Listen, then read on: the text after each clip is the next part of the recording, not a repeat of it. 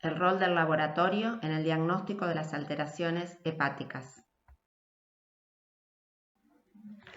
Como ustedes seguramente recuerdan, el hígado está compuesto por células parenquimatosas, que son los hepatocitos, y que conforman alrededor del 60% del órgano, y células no parenquimatosas, que son las células epiteliales biliares, células de Kupffer, linfocitos asociados al hígado, células hepáticas estrelladas y células endoteliales. El hígado cumple un gran número de funciones, y aquí podemos mencionar a las funciones de digestión. Mediante los ácidos biliares participa en la digestión y absorción de lípidos y absorción de vitaminas A, D, E y K. Tiene funciones de síntesis de albúmina y factores de la coagulación. Cumple importantes funciones en el metabolismo de los carbohidratos, participando en la homeostasis de la glucosa mediante glucólisis y gluconeogénesis. Participa en el metabolismo de lípidos mediante la síntesis de triglicéridos, fosfolípidos, colesterol y lipoproteínas y oxidación de lípidos. Cumple importantes funciones en el metabolismo de las proteínas mediante la síntesis y catabolismo de aminoácidos y en el metabolismo de las vitaminas mediante la activación de vitamina D y B y síntesis de vitamina C. Cumple también importantes funciones de desintoxicación mediante la eliminación del amoníaco con el ciclo de la urea y de xenobióticos como fármacos y toxinas.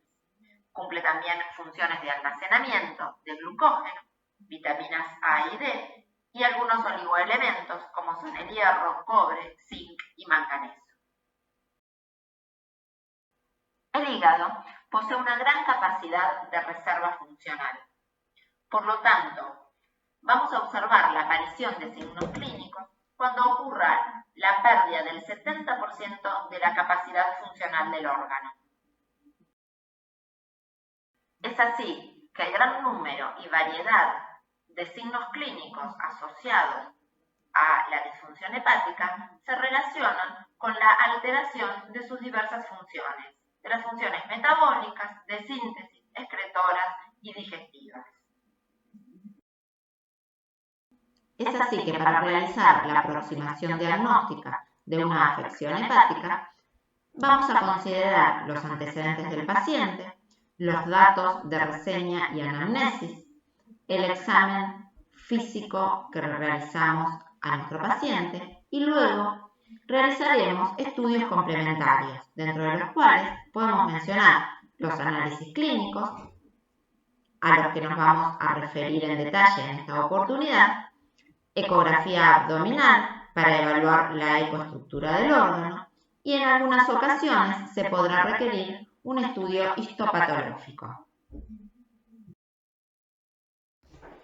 Como mencionábamos en las diapositivas anteriores, existe una gran variedad de signos clínicos asociados a las afecciones hepáticas y aquí podríamos mencionar vómitos y diarrea, adelgazamiento progresivo, sobre todo en aquellos pacientes que cursan con una afección hepática crónica, ictericia debido a la hiperbilirrubinemia que ocurre de manera secundaria a la colestasis, ascitis que va a producirse en aquellos pacientes con enfermedad hepática crónica debido a una hipoalbuminemia y también debido a un aumento en la presión venosa portal, encefalopatía hepática y signos neurológicos asociados a la pérdida de la función de desintoxicación del órgano y por lo tanto acúmulo de amoníaco y coagulopatía. Recordemos que en el hígado se producen los factores de la coagulación,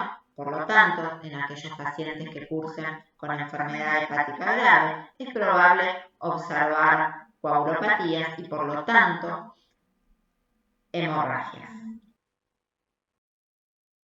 En esta foto podemos observar un paciente canino con ascitis de intensidad importante. Es un signo clínico frecuente en pacientes con afección hepática grave y crónica, y en este caso este paciente cursaba con una neoplasia en el órgano. Como mencionamos en la presentación anterior, para evaluar la funcionalidad del hígado podemos determinar metabolitos, como por ejemplo las proteínas totales, albúminas y bilirrubina, o enzimas, como por ejemplo las transaminasas. En esta diapositiva podemos observar el esquema de un hepatocito y vamos a poder ver la ubicación de las diferentes enzimas de utilidad diagnóstica. Y podemos mencionar una de las transaminasas, ALT o alaninoaminotransferasa, que se ubica en el citoplasma del hepatocito. La otra transaminasa, AST o aspartato aminotransferasa, que tiene, como mencionábamos hoy, dos isoenzimas.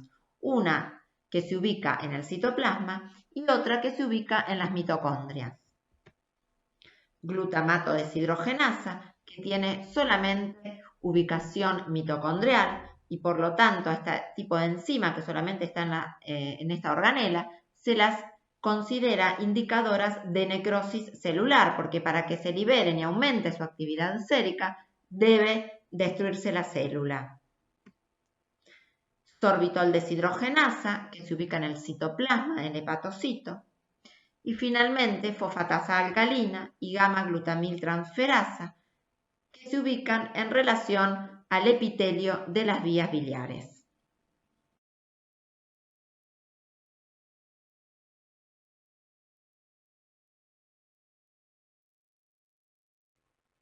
Ahora nos vamos a referir a las enzimas de utilidad diagnóstica para evaluar afecciones hepáticas.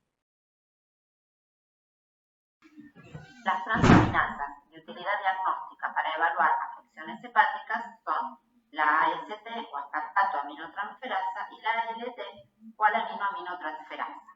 Vamos a comenzar hablando de la AST, aspartato aminotransferasa.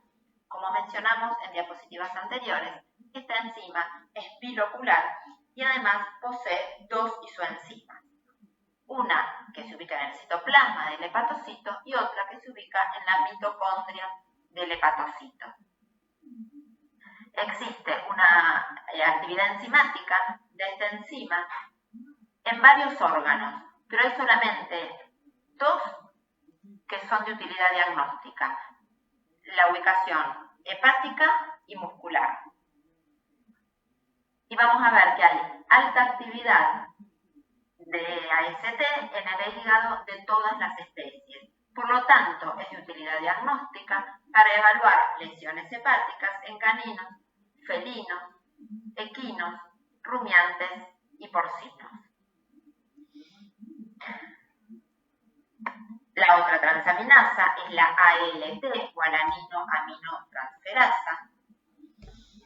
Esta enzima es hepatoespecífica y es de utilidad diagnóstica para evaluar afecciones hepáticas en pequeños animales, ya que si bien hay alta actividad de esta enzima en el hepatocito de estas especies, no ocurre lo mismo con el hepatocito de equinos, bovinos, en los que hay muy poca actividad enzimática de esta transaminasa y por lo tanto no es de utilidad diagnóstica en estas especies.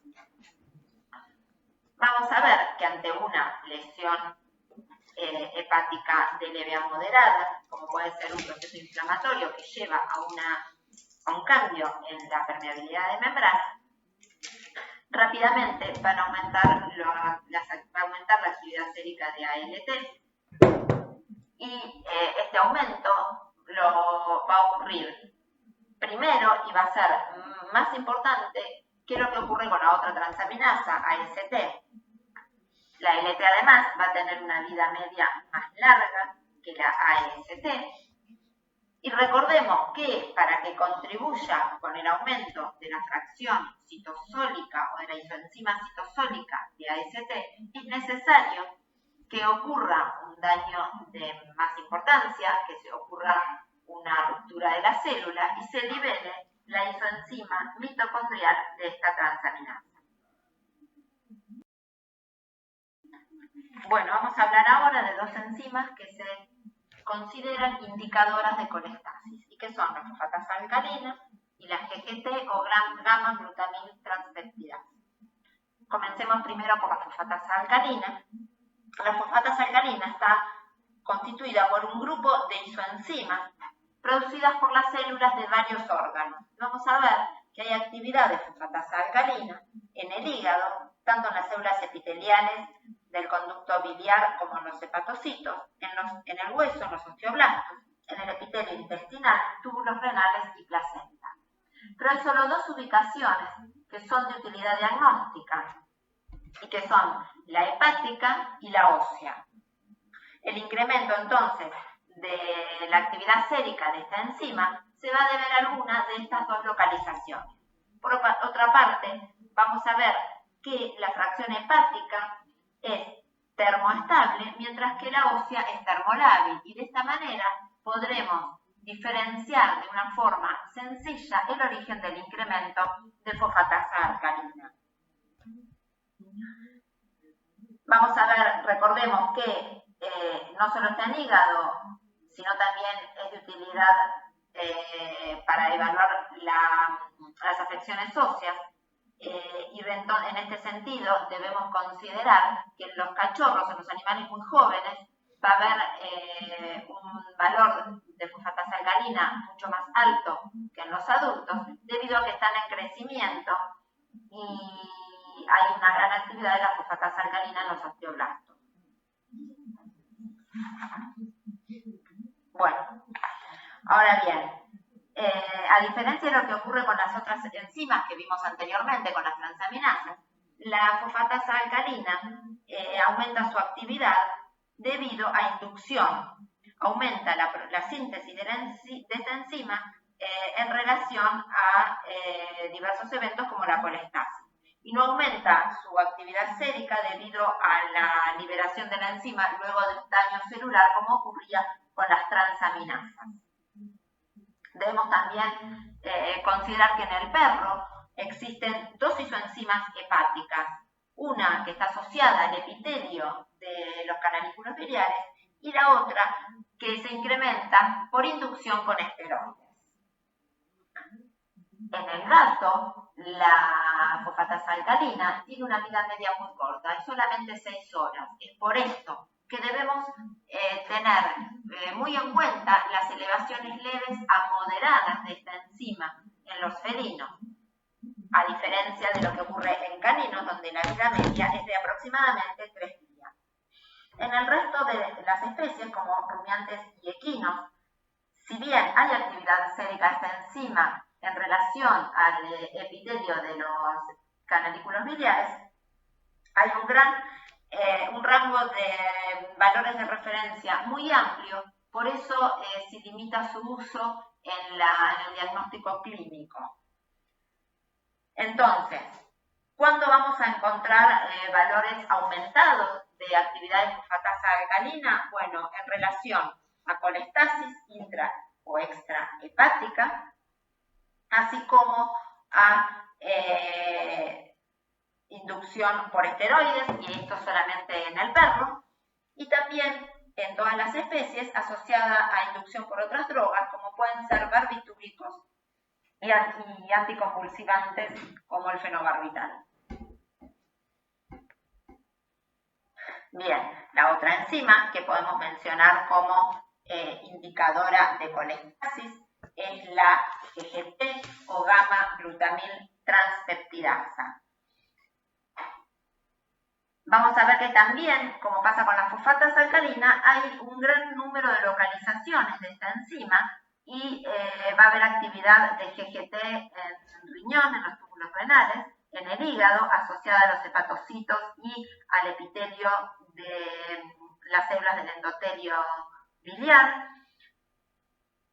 también en el páncreas y en el intestino delgado.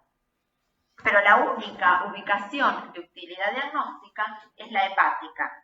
Es por esto que esta enzima es de gran utilidad para realizar la aproximación diagnóstica de afecciones hepáticas en todas las especies, en equinos, en rumiantes, porcinos, caninos y felinos.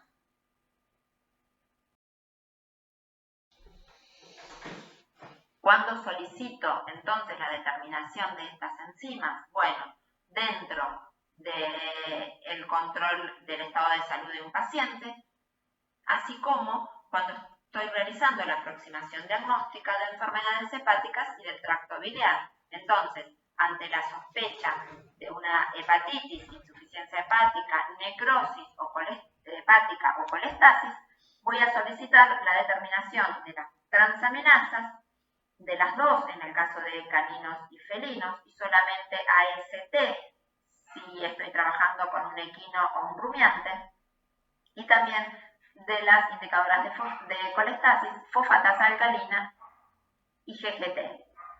Debemos recordar que algunas de las enzimas que utilizamos para aproximar el diagnóstico de afecciones hepáticas también se encuentran elevadas cuando hay lesiones en otros tejidos.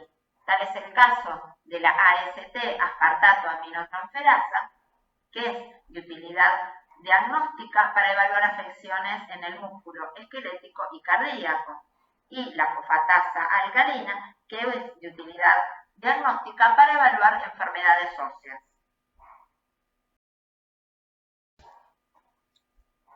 Aquí podemos observar 4 enzimas que, si bien se encuentran en el hígado, no se utilizan de rutina en el diagnóstico de enfermedades hepáticas en medicina veterinaria.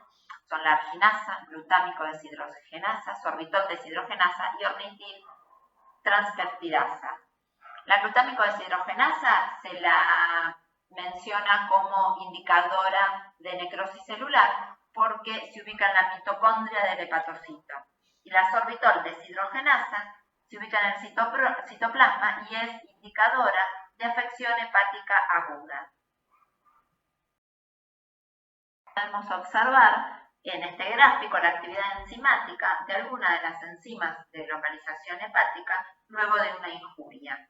Vamos a ver que la primera enzima que aumenta su actividad sérica es la sorbitol deshidrogenasa de ubicación citoplasmática y es la que alcanza el pico más alto de actividad sérica luego de la injuria. A esta le sigue una de las transaminasas, ALT o alanina aminotransferasa, que también se encuentra en el citoplasma. Luego la AST o aspartato aminotransferasa. Fíjense que la sorbitol deshidrogenasa es la que posee la vida media más corta, le sigue la AST y finalmente la ALT. La ALT siempre va a tener un pico de actividad sérica más alto que la AST. Y recordemos que para contribuir el incremento de la fracción citoplasmática de la AST se debe liberar la fracción o la isenzima mitocondrial y contribuir con el incremento de la actividad sérica de la enzima. Finalmente, la fosfatasa alcalina, que es la última enzima que va a alcanzar sus valores normales luego de resuelta la injuria hepática. Ahora, a modo de ejemplo, si por ejemplo nos encontramos frente a un paciente canino que ha sufrido una injuria hepática, se observará en una primera instancia incremento de actividad sérica de las transaminasas de ALT y de la fracción o isoenzima citoplasmática de AST. Si la injuria hepática es lo suficientemente intensa, ocurrirá entonces incremento de la actividad sérica de la isoenzima mitocondrial de AST, que contribuirá con el incremento de la actividad sérica de la misma. En muchas ocasiones ocurre también incremento de la actividad sérica de fosfatasa alcalina por contigüidad cuando ocurre un proceso de inflamación severa en los hepatocitos. Esta inflamación marcada provocará cierto grado de colestasis e incremento de la actividad sérica de fosfatasa alcalina.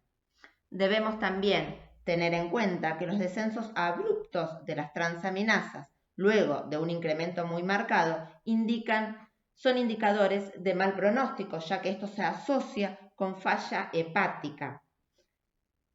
Si la anoxia persiste en el tiempo y ante una injuria hepática de moderada a severa, podremos observar una elevación sostenida de las enzimas en el tiempo. Por último, consideremos también que ante una colestasis, por ejemplo, producto de una colangiohepatitis, ocurrirá un incremento marcado de las enzimas indicadoras de colestasis, que son la fosfatasa alcalina y la GGT.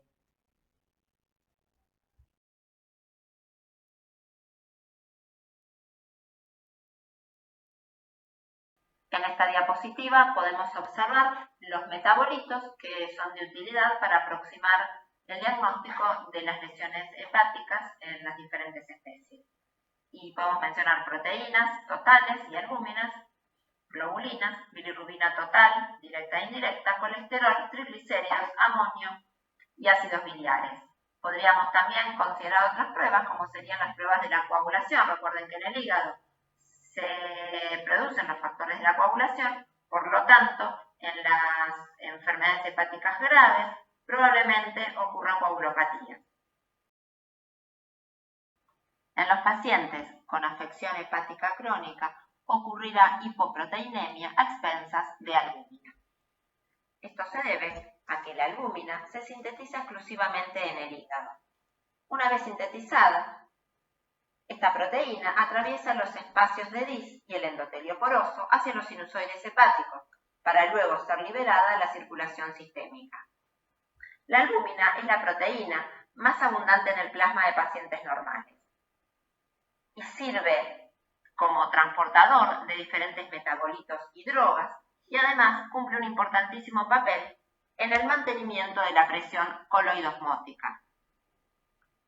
Como existe una gran reserva de albuminas en el hígado, la hipoalbuminemia solo se hará manifiesta en aquellos casos en los que la hepatopatía sea crónica.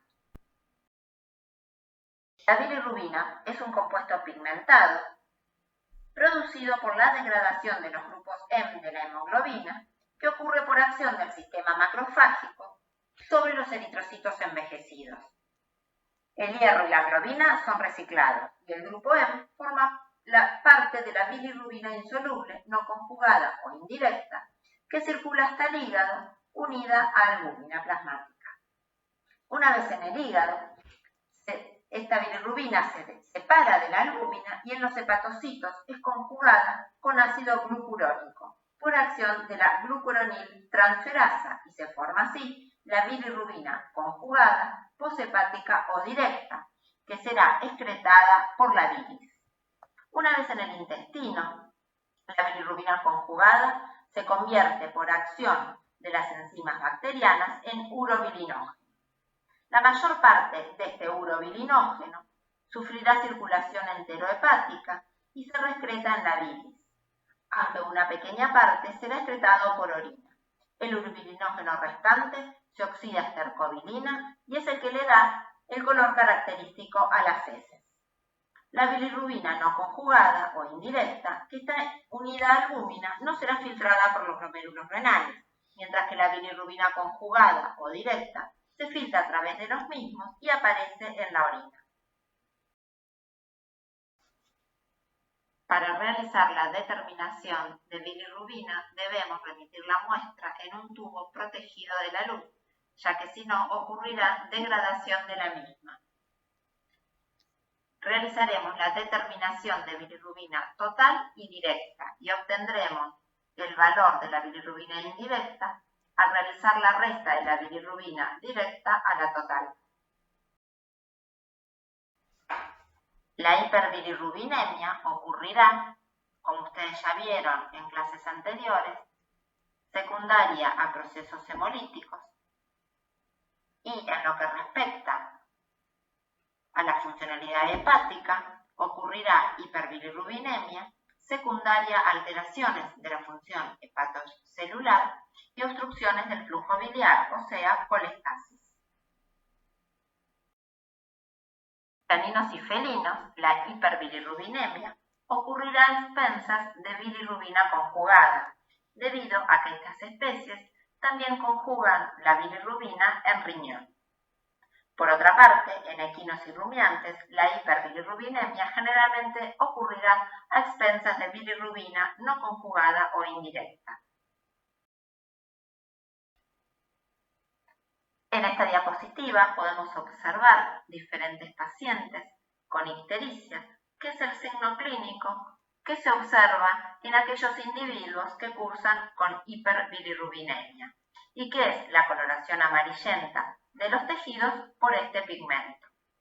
En caninos y felinos ocurrirá coloración amarillenta del plasma cuando los valores de bilirrubina superan 1 miligramo por decilitro, mientras que ocurrirá coloración amarillenta de los tejidos cuando los valores plasmáticos de bilirrubina superan los 3 miligramos por decilitro. La determinación de colesterol es de utilidad para realizar la aproximación diagnóstica de diversas dislipidemias que cursan con hiperlipidemia.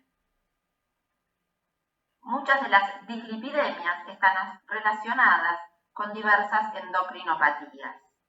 En relación a la enfermedad hepática, la hipercolesterolemia suele observarse en pacientes con colestasis. Si bien el hígado es el principal órgano implicado en la síntesis de colesterol y apolipoproteína, y es verdad que ocurre dislipidemia e hipercolesterolemia en la enfermedad hepática, no hay evidencia de que la determinación de colesterol sea de utilidad en la aproximación diagnóstica de las hepatopatías.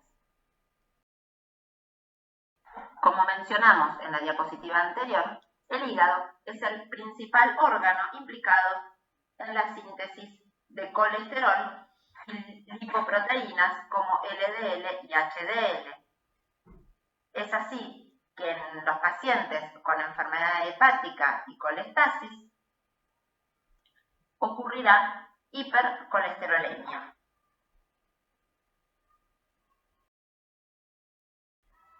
La mayor cantidad del amonio que se encuentra en la sangre es el que se absorbe del intestino y deriva de la degradación bacteriana de los aminoácidos que ingresan en la dieta, así como de la degradación de la urea endógena que se excreta en el intestino. Y una parte deriva del metabolismo tisular, principalmente del músculo esquelético. Este amonio, cuando llega al hígado, ingresa inmediatamente al ciclo de la urea y se convierte en urea.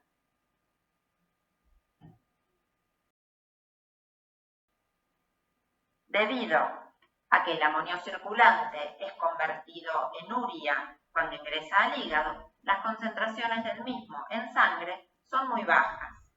Pero en pacientes con hepatopatías severas o alteraciones en la circulación portal, el amonio no puede ser convertido en urea y por lo tanto se incrementa su concentración sérica. El amonio es uno de los principales factores implicados en la patogenia de la encefalopatía hepática. A modo de resumen, podemos decir que en los pacientes con insuficiencia hepática aguda se encontrará incremento en la actividad sérica de las enzimas de utilidad diagnóstica. Para el caso de caninos y felinos, se encontrará elevada la actividad sérica de las transaminasas ALT y AST y de las enzimas relacionadas con los canalículos biliares, GGT y fosfatasa alcalina. Por otro lado, en rumiantes y equinos encontraremos elevada actividad sérica de AST o aspartato aminotransferasa y de las enzimas asociadas a los canalículos biliares GGT y fosfatasa alcalina. Mientras que en los pacientes con insuficiencia hepática crónica, además de encontrar elevación en la actividad sérica de estas enzimas, podremos observar disminución en las concentraciones séricas de proteínas totales y albúminas, así como anemia arregenerativa y coagulopatías. Bueno, por último, entonces, debemos recordar que las enzimas de utilidad diagnóstica para evaluar el hígado en los rumiantes y equinos son la AST, GGT y fosfatasa alcalina, mientras que en caninos y felinos las enzimas de utilidad diagnóstica para evaluar afecciones hepáticas son AST, ALT, GGT y fosfatasa alcalina.